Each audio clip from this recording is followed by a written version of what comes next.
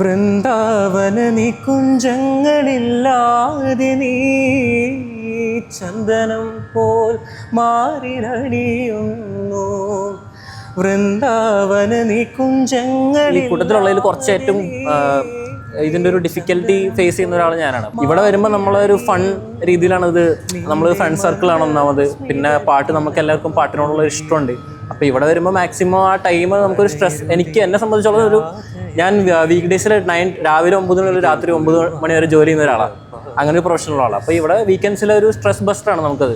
രാധതൻ പ്രേമത്തോടാണോ കൃഷ്ണ ഞാൻ പാടും ഗീതത്തോടാണോ, പറയൂ നിനക്കേറ്റം ഇഷ്ടം, പക്ഷേ പകൽ പോലെ ഉത്തരം സ്പഷ്ടം. രാധതൻ പ്രേമത്തോടാണോ കൃഷ്ണ ഞാൻ പാടും ഗീതത്തോടാണോ, കൃഷ്ണ ഞാൻ പാടും ഗീതത്തോടാണോ. ഇവള് ഭജനകളിലെ ഏറ്റവും റൊമാൻറ്റിക് ആയിട്ടുള്ള പാട്ട്. പ്യൂർലി കൃഷ്ണനോടുള്ള ഇതാണ് കേട്ടോ, അത് ഡെഡിക്കേഷൻ ആണ്, വേറെ ഒന്നും വിചാരിക്കരുത്.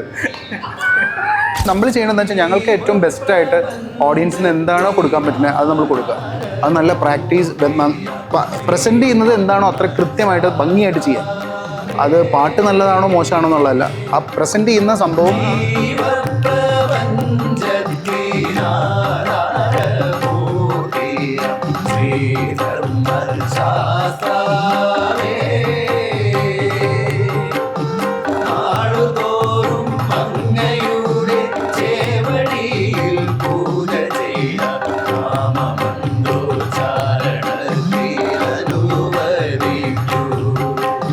നവരാത്രി സംഗീതോത്സവം ഉണ്ടായിരുന്നു. അപ്പോൾ അവിടെ ഒന്ന് പാടാൻ വേണ്ടി പോയതാണ്. അപ്പോൾ ഗീതൻ അവിടെ ഉണ്ടായിരുന്നു. അപ്പോൾ അവിടെ ഗീതനെ കണ്ടപ്പോൾ എൻ്റെ വൈഫ് ഉണ്ടായിരുന്നു കൂടെ. അപ്പോൾ എൻ്റെ വൈഫാണ് ഗീതനോടായിട്ടൊന്ന് സംസാരിച്ചത്. നമുക്കിങ്ങനെ ഒരു ഈ ഭജൻ എന്നുള്ളതിലുപരി നമുക്കിങ്ങനെ ഒരു ഗ്രൂപ്പായാൽ എന്തുകൊണ്ട് നന്നായിരിക്കും എന്നൊരു കോൺസെപ്റ്റ് ആദ്യം പറഞ്ഞേ.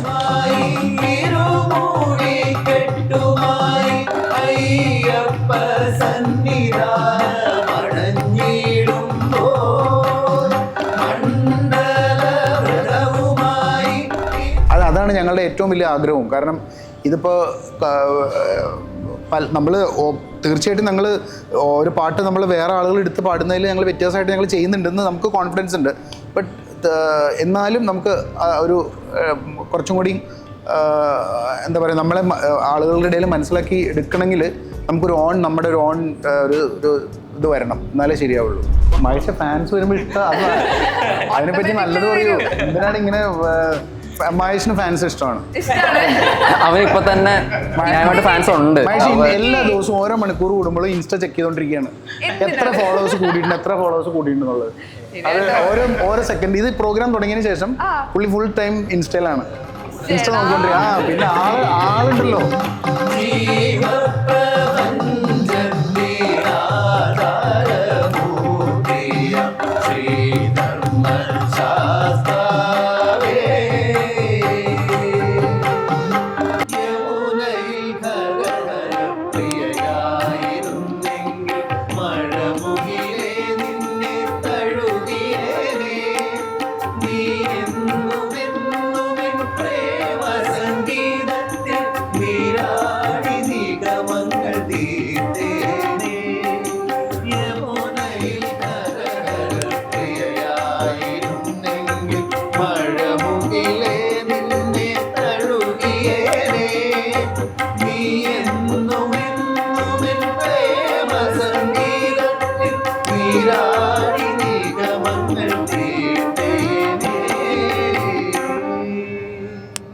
ഇപ്പം ഈ പറഞ്ഞ ഭജന നമുക്ക് സംബന്ധിച്ചത് തെറാപ്പിയാണെന്ന് പറയാറുണ്ട്, ഫ്രീ തെറാപ്പി. ഞങ്ങൾ പാട്ട് കേട്ട് ഭയങ്കര മൈൻഡ് ഫ്രീ ആവുന്ന ഒരു അവസ്ഥയിലൂടെയാണ് നിങ്ങൾ നമ്മളെ കൊണ്ടെത്തിക്കുക.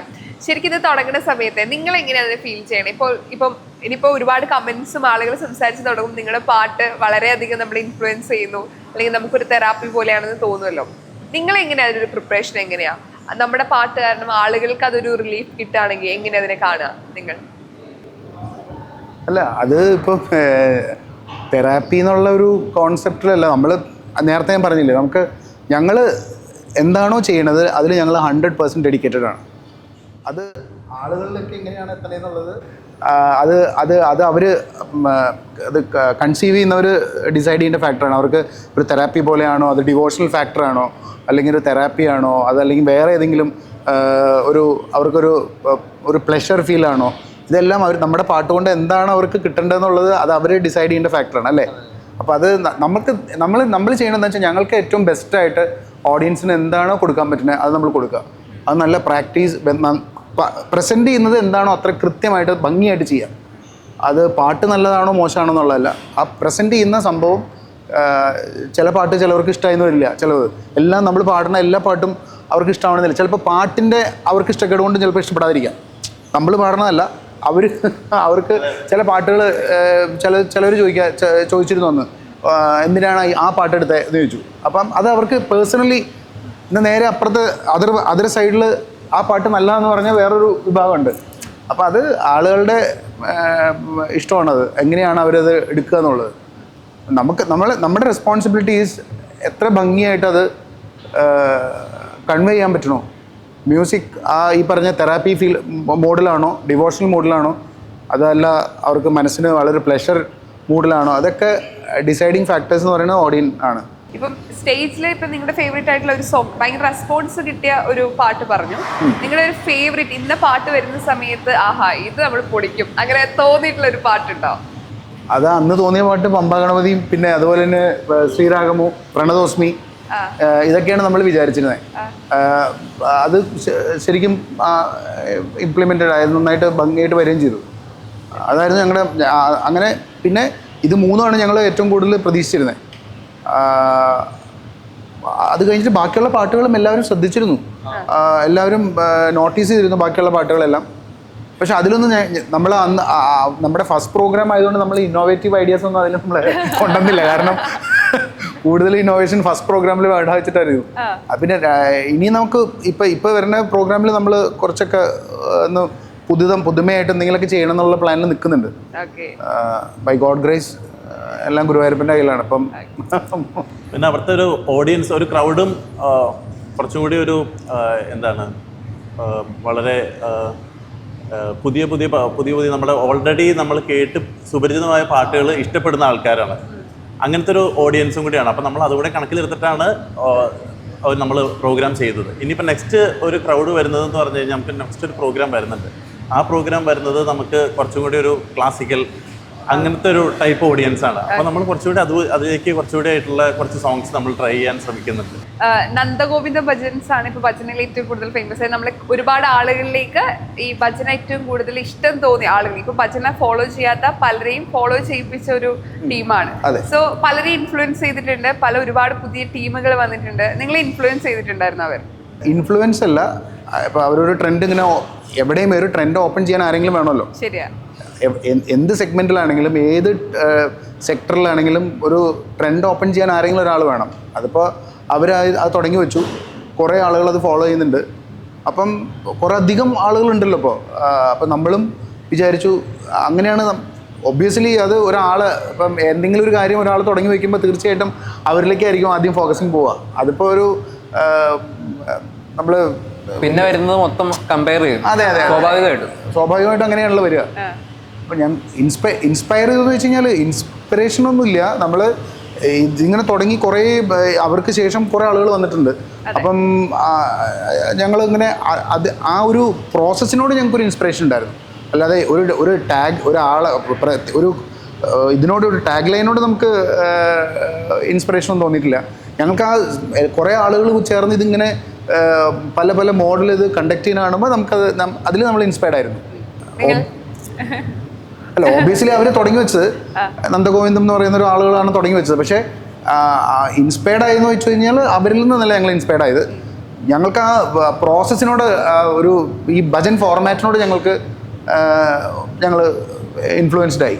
The way which they are conducting അത് ഞങ്ങൾക്ക് നമുക്ക് ഇപ്പം എനിക്ക് തോന്നുന്നു എത്രയോ പേരുണ്ട് ഭജൻസ് കണ്ടക്ട് ചെയ്യുന്നവർ, എത്രയോ ഗ്രൂപ്പ്സ് ഉണ്ട്. അപ്പോൾ പലരെയും നമ്മൾ കണ്ടിട്ടുണ്ട്. അപ്പോൾ എല്ലാവർക്കും അവരുടേതായിട്ടുള്ള ഒരു ഐഡൻറ്റിറ്റി എല്ലാവരും കീപ്പ് ചെയ്യുന്നുണ്ട്. അപ്പോൾ നമ്മൾ വിചാരിച്ചു നമ്മൾ തുടങ്ങുകയാണെങ്കിൽ നമ്മുടെ ഒരു ഐഡൻറ്റിറ്റി വെച്ചിട്ട് വേണം നമുക്ക് തുടങ്ങാൻ. അങ്ങനെ വന്നെന്നുള്ളൂ. ഈ നമ്മുടെ ജോലിയുടെ കൂടെ പാഷൻ കൊണ്ടുപോകാന്ന് പറഞ്ഞാൽ ഞാൻ ആദ്യം പറഞ്ഞ എളുപ്പമുള്ള കാര്യമല്ല. നിങ്ങൾക്ക് തോന്നിയല്ലോ ഇനിയില്ല എൻ്റെ പാഷൻ കൂടെ കൂട്ടണം എന്ന് തോന്നുന്നത്, അത് എത്രത്തോളം എളുപ്പമാണ്? അത് ബുദ്ധിമുട്ടല്ലേ? പറയൂ, ജോലി ചെയ്ത ആളുകൾ തന്നെ പറയൂ. ഇല്ല, നമ്മൾ അതിനുവേണ്ടി സമയം കണ്ടെത്തുക, അതേ ഇതിന് ചെയ്യാനുള്ളൂ. സമയം കണ്ടെത്തുക, പ്രാക്ടീസ് ചെയ്യുക. നമ്മൾക്ക് എല്ലാത്തിനും നമുക്ക് സമയം കണ്ടെത്താൻ പറ്റും. നമ്മുടെ പ്രയോറിറ്റി അനുസരിച്ചാണ് നമ്മൾ പ്ലാൻ ചെയ്യുന്നത്. അപ്പം നമ്മൾ അതിനു വേണ്ടി സമയം കണ്ടെത്തിയേ പറ്റൂ. സമയം കണ്ടെത്തുന്നത് ചിലപ്പോൾ നമ്മൾ രാവിലെ ഇരിക്കണമെന്നില്ല, ചിലപ്പോൾ ഓഫീസ് ടൈം കഴിഞ്ഞിട്ട് ഞങ്ങളിപ്പോൾ ഇരിക്കുന്ന ടൈം എന്ന് പറഞ്ഞു കഴിഞ്ഞാൽ ഈവനിങ് 6 to 9 അങ്ങനെയാണ് ഇരിക്കുന്നത്. It will go up to 10-11. Saturday സൺഡേസിൽ നമ്മൾ ഇരിക്കുന്നുണ്ട്. അത് ചിലപ്പോൾ മോർണിംഗ് 9 to ഈവനിങ് വരെ ഉണ്ടാവും. അപ്പം നമ്മൾ അതിനു വേണ്ടി സമയം കണ്ടെത്തി നമ്മൾ ബാക്കിയുള്ള കാര്യങ്ങൾ സെക്കൻഡറി ആക്കി വെച്ച് ഇതിന് പ്രയോറിറ്റി കൊടുത്ത് നമ്മൾ നീങ്ങിക്കൊണ്ടിരിക്കുകയാണ്. അത് എന്നെ സംബന്ധിച്ചുള്ള ഇതിൽ എനിക്കൊന്ന് ഈ കൂട്ടത്തിലുള്ളതിൽ കുറച്ച് ഏറ്റവും ഇതിൻ്റെ ഒരു ഡിഫിക്കൽട്ടി ഫേസ് ചെയ്യുന്ന ഒരാൾ ഞാനാണ്. അപ്പോൾ ഞാനെന്താ ചെയ്യുന്നത് വെച്ചാൽ മാക്സിമം എനിക്ക് തേഴ്സ്ഡേ ഫ്രൈഡേസ് എനിക്ക് ഓഫീസിൽ പോകണം. അപ്പോൾ ആ ഡേയ്സ് ഞാൻ ബാംഗ്ലൂരായിരിക്കും. അല്ലാത്ത ദിവസങ്ങളിൽ തിരിച്ചിങ്ങോട്ട് നാട്ടിലേക്ക് വരാൻ ശ്രമിക്കുന്നുണ്ട്. അപ്പോൾ അതിൻ്റെ മെയിൻ മോട്ടീവ് എന്ന് പറയുന്നത് നമ്മുടെ ഉള്ളിലുള്ളൊരു ഫ്രണ്ട്ഷിപ്പ് ഇതിലൊരു വലിയൊരു ഘടകമാണ്. മഹേഷിനെ ഞങ്ങൾ ഇവിടെ കൊണ്ടുവരും. രഞ്ജു അല്ല, മഹേഷ് എപ്പോഴും വരുന്നതിന് മുന്നായിട്ട് നമ്മളെ അറിയിക്കും, വരുന്നുണ്ട്, ആരാണ് പിക്ക് ചെയ്യാൻ വരുന്നത്. മിക്കവാറും ഞാൻ തന്നെയാണ് പോവാറ്.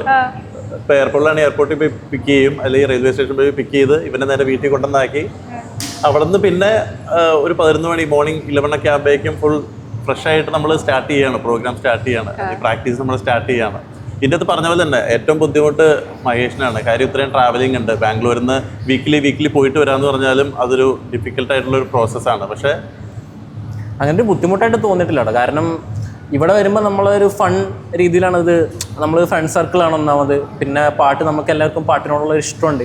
അപ്പോൾ ഇവിടെ വരുമ്പോൾ മാക്സിമം ആ ടൈം നമുക്കൊരു സ്ട്രെസ്, എന്നെ സംബന്ധിച്ചുള്ള ഞാൻ വീക്ക് ഡേയ്സിൽ രാവിലെ 9 മണി മുതൽ രാത്രി 9 മണി വരെ ജോലി ചെയ്യുന്ന ഒരാളാണ്. അങ്ങനെ ഒരു പ്രൊഫഷണൽ ആളാണ്. അപ്പോൾ ഇവിടെ വീക്കെൻഡ്സിലെ ഒരു സ്ട്രെസ് ബസ്റ്ററാണ് നമുക്കത്. അപ്പോൾ ഈ ഒരു ഫേസ് ഇപ്പോൾ സ്റ്റാർട്ടിംഗ് ആണ്. കുറച്ച് എന്താ സംഭവിക്കുക എന്നുള്ളൊരു ക്യൂരിയോസിറ്റി, അങ്ങനെ പല ഘടകങ്ങളുണ്ടല്ലോ. അപ്പോൾ അത് നമ്മൾ ശരിക്കും എൻജോയ് ചെയ്യുന്നുണ്ട് ആക്ച്വലി. ഈ കുറെ കഴിഞ്ഞാൽ പബ്ലിക് ഫിഗറൊക്കെ ഭയങ്കര ഫാൻസ് വരും. നിങ്ങൾ അധികം ചിന്തിക്കാറുണ്ടോ? ഇല്ല, നമ്മള് അങ്ങനെ ഒന്നും ആലോചിച്ചിട്ടല്ല ഇത് തുടങ്ങി. നമ്മൾ ഈ ഇതിലേക്ക് ഇറങ്ങി ഫാൻസ് വരുമ്പോൾ അതിനെപ്പറ്റി നല്ലത് പറയൂ. എന്തിനാണ് ഇങ്ങനെ മഹേഷിന് ഫാൻസ് ഇഷ്ടമാണ്. മഹേഷ് എല്ലാ ദിവസവും ഓരോ മണിക്കൂർ കൂടുമ്പോഴും ഇൻസ്റ്റ ചെക്ക് ചെയ്തോണ്ടിരിക്കുകയാണ്. എത്ര ഫോളോവേഴ്സ് കൂടിയിട്ടുണ്ടെന്നുള്ളത്. ഓരോ സെക്കൻഡ് ഇത് പ്രോഗ്രാം തുടങ്ങിയതിന് ശേഷം പുള്ളി ഫുൾ ടൈം ഇൻസ്റ്റയിലാണ്. ഇൻസ്റ്റ നോക്കിക്കൊണ്ടിരിക്കുക. പിന്നെ ആളുണ്ടല്ലോ.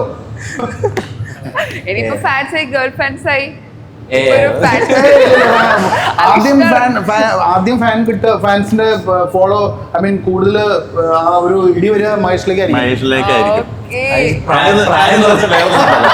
ബാക്കി എല്ലാവരും നല്ല ഏജാണ്, കല്യാണം കഴിഞ്ഞവരാണ്.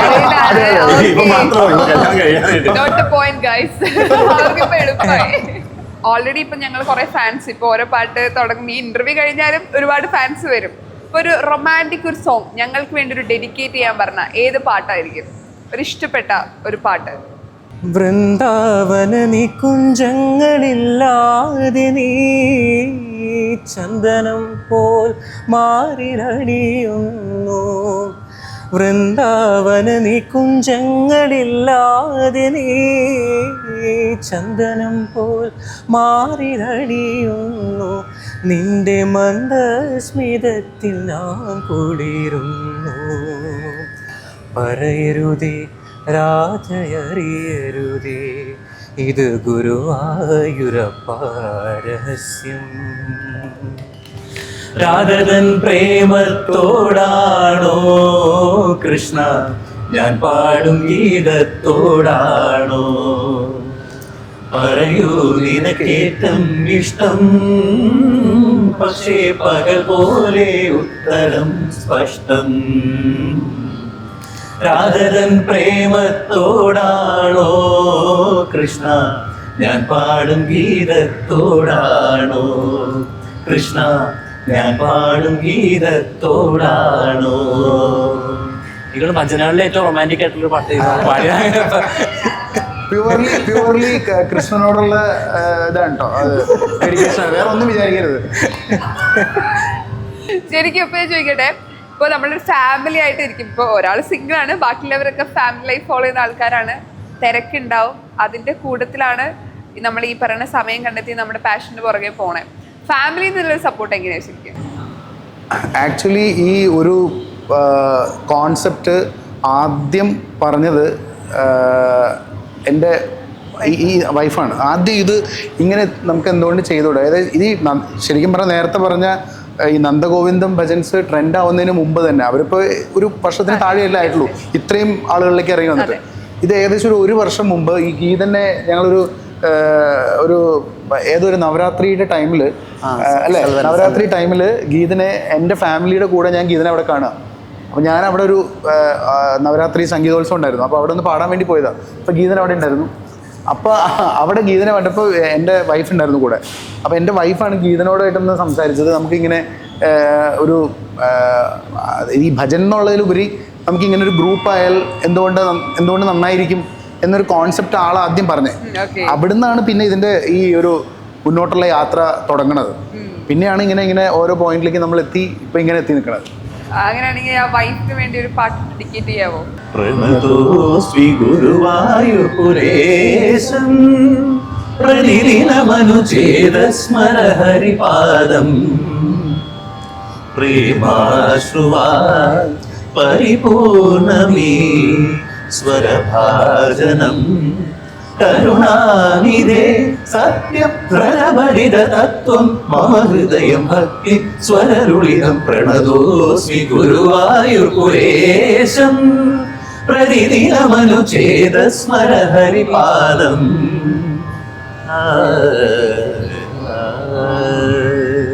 എല്ലാവരുടെ വൈഫ്മാർ ഹാപ്പി. ഞാൻ കുറച്ച് കാര്യങ്ങൾ ചോദിക്കാം. നിങ്ങളുടെ കൂട്ടത്തിലുള്ളപ്പം ഇല്ലാത്ത ആളുകളുടെ പേരും പറയാം. ഓക്കെ, ഈ കറക്റ്റ് സമയത്ത് ഒരു ടൈമിൽ എത്തണം എന്ന് പറഞ്ഞാൽ കറക്റ്റ് അത് ഞാൻ മാത്രമേ എത്താറുള്ളൂ എന്നുള്ളതാണ് സത്യം. ഞാൻ എൻ്റെ വീട്ടിലാണ് ഇത് മറ്റേ പ്രാക്ടീസ് ചെയ്യാം. ഞാൻ ഏകദേശം 6 മണി എന്ന് പറഞ്ഞു കഴിഞ്ഞാൽ ശ്രുതി ഓൺ ചെയ്ത് 5:45 ശ്രുതി ഓൺ ചെയ്ത് വെക്കും. ഞാൻ ഏകദേശം ഒരു 6:30 വരെ ശ്രുതി ഓണായി കിടക്കും അവിടെ. അതിനുശേഷമാണ് ഓരോരുത്തർ വന്നില്ലേ, മറ്റേ വന്നില്ലേ, ഇയാൾ വന്നില്ലേ എന്ന് ചോദിച്ച് രംഗപ്രവേശനം. ഒരു 3 പേരും കൂടി ഒന്നിച്ച് വരികയാണെങ്കിൽ ഇവർ 3 പേരും ഒന്നിച്ച് വരും. അതല്ല എങ്കിൽ ഏകദേശം ഒരു 6:30 മണി. പിന്നെ ദൂരെ നിന്ന് വരണതിൻ്റെ ഒരു ബുദ്ധിമുട്ടുണ്ട് കേട്ടോ, അങ്ങനെ ഒരു പ്രശ്നമുണ്ട്. ഗീതൻ വരണത് പറവൂരിൽ നിന്ന് വരണേ. പറവൂരിൽ നിന്ന് പെരുമ്പാവൂർ എത്തേണ്ട ദൂരമുണ്ട്. 12 മണിക്കൂർ ട്രാവൽ ഉണ്ട് വീട്ടിലേക്ക് എത്താൻ. എന്നാലും വേണമെങ്കിൽ നേരത്തെ വരാം.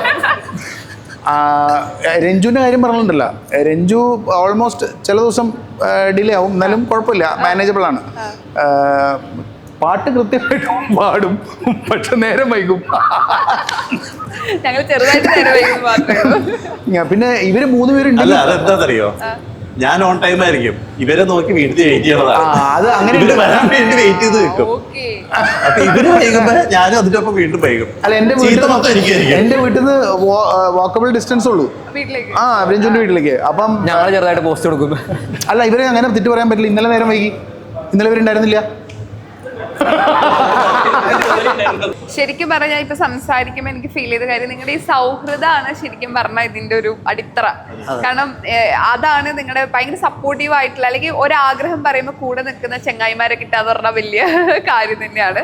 സോ അതാണ് നിങ്ങളുടെ ഒരു സക്സസ് എന്ന് പറയുന്നത്. സോ എങ്ങനെയാണ് ഇപ്പൊ ഒരു 10 വർഷം അല്ലെങ്കിൽ നിങ്ങളുടെ മനസ്സിലൊരു പ്ലാൻ ഉണ്ടാവുമല്ലോ, ഇതിന്റെ ഒരു യാത്ര ഇങ്ങനെ ആയിരിക്കണം സ്ട്രിക്ട്ലി, അത് എന്ത് സംഭവിക്കാം എങ്കിലും എങ്ങനെയായിരിക്കും ഈ ശ്രീനന്ദനം ഭജൻസിന്റെ ഒരു യാത്ര എങ്ങനെ പോകണമെന്നാണ് നിങ്ങളുടെ ഒരു ആഗ്രഹം? അല്ല, ഞങ്ങള് അതിന്റെ ഇപ്പൊ ഞങ്ങൾ ഈ തുടങ്ങി വെച്ച ഒരു ട്രെൻഡിന്റെ ഭാഗമായിട്ട് നമ്മൾ നേരത്തെ പറഞ്ഞില്ലേ, അതുപോലെ ഇനി മുന്നോട്ട് പോകുമ്പോ ഏത് ട്രെൻഡാ വരുന്നത് അല്ല, ഞങ്ങളിപ്പോ എക്സെപ്ഷണൽ ആയിട്ട് എന്തെങ്കിലുമൊക്കെ ചെയ്യണമെന്നുണ്ട്. അത് ലേറ്റർ ഓൺ. ഇപ്പൊ തൽക്കാലം ഇങ്ങനെ തന്നെ പോവാ അല്ലേ. ഇപ്പൊ ഇതൊരു അല്ലേ ഇല്ല, ഇപ്പൊ നമ്മൾ മെയിൻ ആയിട്ട് ഫോക്കസ് ചെയ്യുന്ന ഒരു 2-3 സ്റ്റേജ് കഴിഞ്ഞാൽ അവർ ഓൺ കോമ്പോസിഷൻസ് ട്രൈ ചെയ്യണം. അതാണ് നമ്മൾ നോക്കുന്നത്. അത് ഒബിയസ്ലി അത് നമ്മുടെ ഏറ്റവും വലിയൊരു അത്യാവശ്യമുള്ള ഘടകമാണ്. നമ്മൾ ഈ പാടിയത് തന്നെ ഇങ്ങനെ ഇട്ട് പാടിക്കൊണ്ടിരിക്കുന്നതിലും നമുക്ക് നമ്മുടെ ഒരു സിഗ്നേച്ചർ ഒരു ടാഗ് ലൈൻ വരണം. അതിന് വേണ്ടിയിട്ട് ഞങ്ങൾ ഇപ്പം തന്നെ തുടങ്ങിയിട്ടുണ്ട് പരിപാടി. അത് മേ ബി ഒരു അനദർ വിത്തിൻ 2 to 3 സ്റ്റേജ് കഴിയുമ്പോഴേക്കും നമ്മൾ അത് ഇംപ്ലിമെന്റ് ചെയ്യും. അതാണ് ഞങ്ങളുടെ ഏറ്റവും വലിയ ആഗ്രഹവും. കാരണം ഇതിപ്പോൾ നമ്മൾ തീർച്ചയായിട്ടും ഞങ്ങൾ ഒരു പാട്ട് നമ്മൾ വേറെ ആളുകൾ എടുത്ത് പാടുന്നതിൽ ഞങ്ങൾ വ്യത്യാസമായിട്ട് ഞങ്ങൾ ചെയ്യുന്നുണ്ടെന്ന് നമുക്ക് കോൺഫിഡൻസ് ഉണ്ട്. ബട്ട് എന്നാലും നമുക്ക് ഒരു കുറച്ചും കൂടി എന്താ പറയുക, നമ്മളെ ആളുകളുടെ ഇടയിൽ മനസ്സിലാക്കി എടുക്കണമെങ്കിൽ നമുക്കൊരു നമ്മുടെ ഒരു ഇത് വരണം, എന്നാലേ ശരിയാവുള്ളൂ. അതിനുള്ള പ്രയത്നത്തിലാണ് തുടങ്ങി നമ്മൾ. May be within another 2 to 3 stage കഴിയുമ്പോഴേക്കും നമ്മൾ തീർച്ചയായിട്ടും നമ്മുടെ ഒരു സിഗ്നേച്ചർ ഉണ്ടാവും. നമ്മളെ യുണീക്ക് ആക്കുന്നതും അതായിരിക്കും. അതെ, നമ്മുടെ അടുത്ത ഇന്റർവ്യൂല് ഞാൻ അത് പറഞ്ഞിട്ട് തുടങ്ങും. തീർച്ചയായിട്ടും കാത്തിരിക്കുകയാണ്. എനിക്കും നിങ്ങളുടെ പരിപാടി നേരിട്ട് കാണുന്ന ആഗ്രഹമുണ്ട്. ഒരു ഷോയിൽ എന്തായാലും ഞാനും വരും. തീർച്ചയായിട്ടും ഇപ്പൊ തന്നെ കേൾക്കുമ്പോൾ തന്നെ ആ ഫീല് നമുക്ക് കിട്ടുന്നുണ്ട്. അപ്പൊ വൺ ഡേ നിങ്ങളുടെ ഷോയില് ഞാനും കാണാൻ വരുന്നതായിരിക്കും. അപ്പൊ എല്ലാവിധ ആശംസകളും. ഇനി കാണുമ്പോൾ ശ്രീ നന്ദനം ഭജൻസ് വലിയൊരു സക്സസ് ആയിട്ട് ഇരിക്കട്ടെ എന്ന് ഞാൻ ആത്മാർത്ഥമായിട്ട് ആഗ്രഹിക്കുകയാണ്, വിഷയമാണ്. അപ്പൊ എല്ലാവിധ ആശംസകളും നേരുന്നു. Thank you so much. Thank you so much.